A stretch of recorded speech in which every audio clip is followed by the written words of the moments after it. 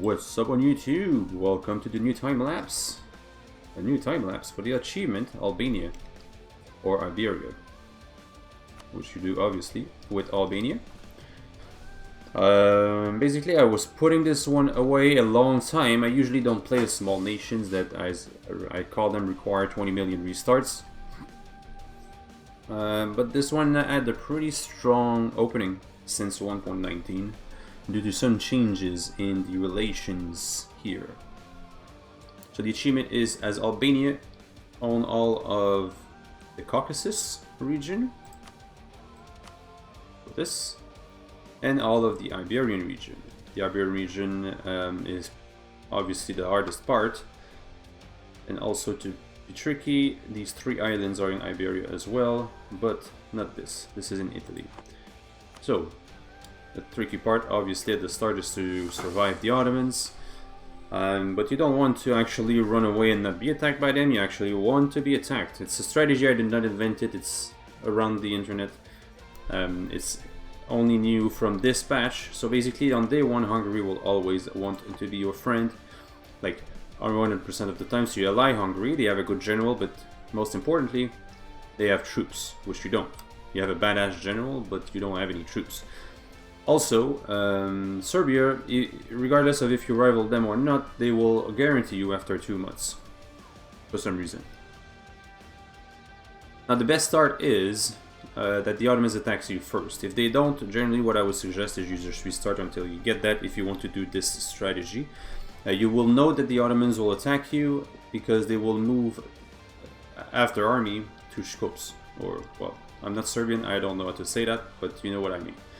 So this is all you have at the start.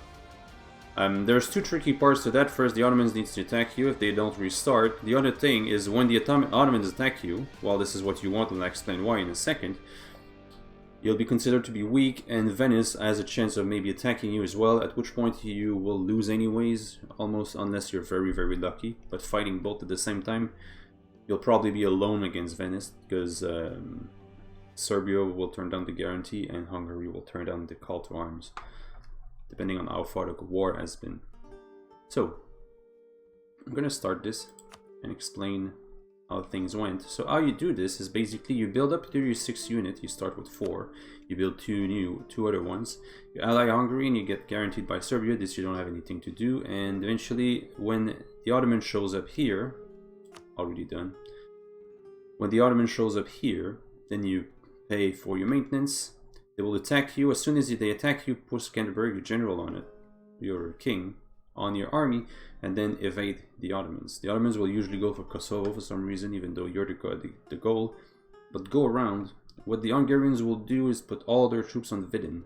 The Serbians might get killed. If they don't, they'll also go to Vidin. You go to Vidin, and then make sure that you attach your troops to the Hungarians. That's very important, otherwise they'll move out because of the attrition.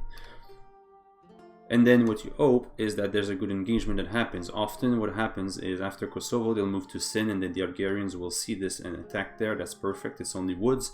Your badass general will probably make it a win. They'll either run down here or on the other side of the strait. Both ways is pretty good. If they go here, they'll be isolated here. If they go there and the Hungarians decide to siege Edirne, then they won't be able to come back because this is still Byzantine. Figure out what you need to do as the war progresses. Just don't be shy to unattach temporarily, just to siege down quickly whatever is not a fort, so that they don't raise troops. What I did here, the reason why it's weird as hell like this, Hungary likes, for some reason, to transfer sieges to Serbia even though they're not allies. They're actually enemies, they hate each other, but they transfer shit to Serbia. So I didn't want to give this to Serbia, so I had to take whatever was sieged by me. And then because you can't really deal with the rebels, I released Bulgaria. Anyway, it's a faster level of troops because these will have no autonomy on the land. So I don't release them in the peace deal. You take the land, then you release them as a vassal. Then I think we went for here after the war. Do not ally. Also, while this is happening, you also will want to improve relations with Austria. You won't have the time to ally them before the Ottomans attack. You don't want to anyways, because if you ally Austria, the Ottomans won't attack you. You'll have too much of a big alliance. But as soon as the war ends, You want to ally Austria before doing anything else. Basically, one thing that will happen is that you will have all Orthodox land, but you're Catholic. You don't want to switch to Orthodox early, because otherwise Austria will never want the alliance. You stay Catholic, you fight the Ottomans, you take your land. As soon as this ends, if you improve relations, Austria should be friendly enough to take the alliance. So you send the alliance, you know, allied to Austria and Hungary, maybe Poland as well, but if Poland rivals one or the other, they won't want it, you don't need it, I didn't have it in this run. And then once this is done, when your alliances are set, then you switch to Orthodox by accepting the demands on the rebels. The good thing there is, since 100% of your land is Orthodox, you will not get autonomy anywhere. And then you move on as a normal Orthodox nation. So we went to Venice because Austria was hating them, so we wanted our core here. That's probably what we'll take. We'll have to give Dalmatia to Hungary because we had to call them for land. And then I think we'll go to Ragusa because the Ottomans were busy and they didn't want to protect them. So no, actually no, that's not true.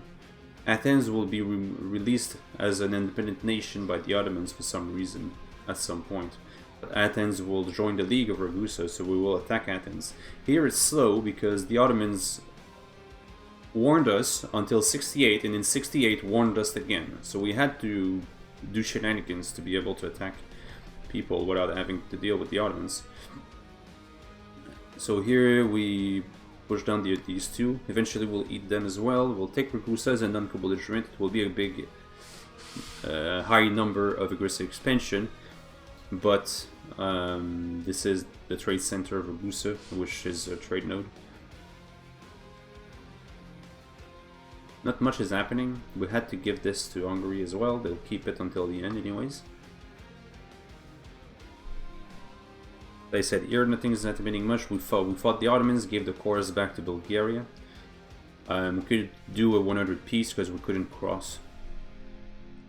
Also in this war, there will be the next war against the Ottomans. It will be a bad war that we'll actually lose. We'll pay them money. A trick that you can do if you can somehow give 100% war score of money to the main target. Now we annexed Bulgaria. Not to allies. Allies will not accept money to betray their ally, as they call it, but the main target, if it's 100%, they will take the money no matter what. So if you're losing a war, what you can do is take loans and corruption. It depends on the size of the money you get per loan, because the amount per war score will be based on the wealth of the target, while the size of your loans will be based on your wealth. So if you're too small, you won't be able to get enough money. But we were able to do that, and the reason we lost is because the Mamluks were too stupid. Basically, they had like 10 engagements where they had half the numbers, but they were the attacker anyway.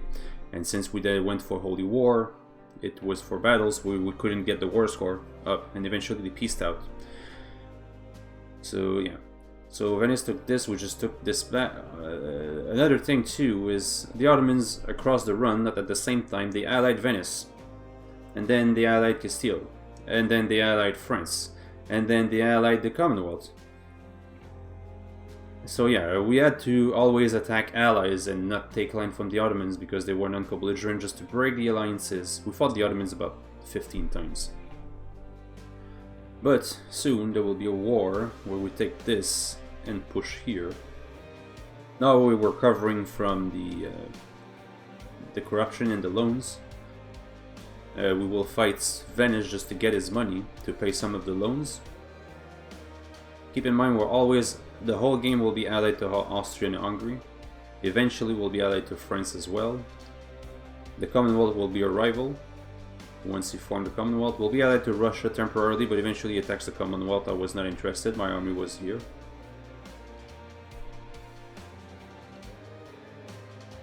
Things will start to steamroll, there we go. So we beat up the Ottomans and took a huge chunk. Now we were going for the Caucasus. My goal was to take all that I needed in the Caucasus before going to Iberia. So yeah, I'm just gonna speed things up because nothing's happening here.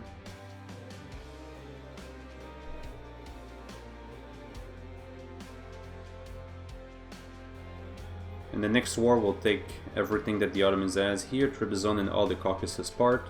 and then we'll go straight against Shirvan to connect our shit, but we'll make a mistake and not take Guria, so for a while we were having issues with rebels here, but unable to send our army there. So our whole army will be stuck here for the duration of the truce. So again, we're not going to do much here. Eventually Tabaristan and Shirvan will be allies, so we'll attack Tabaristan for its part of the Caucasus. We'll take this for the trade. Then this guy was in a separate war. So the Caucasus is done at this point. We've got everything we need for the Caucasus. We'll deal with the rebels, and then the whole army will go here. Now at this point, the Ottomans was allied to Morocco, and Morocco had this, which was extremely helpful for us. We just called Morocco as a co-belligerent, and we took this as we separate pieced them.